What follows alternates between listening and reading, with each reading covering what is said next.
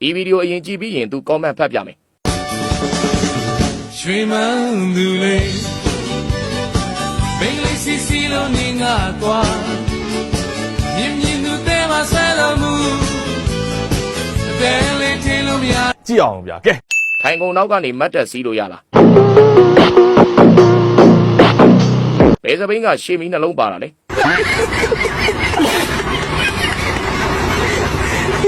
စပိန်နောက်ကနေတွန်းပေးလို့ရလားနင်းရင်ပင်မမှာစိုးလို့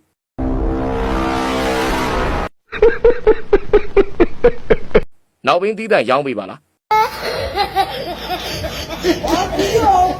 နောက်တာကဘာမျိုးစားလဲကောင်းမဲ့ပုံပဲထီပေါင်းမှာဝယ်စီးတော့မယ်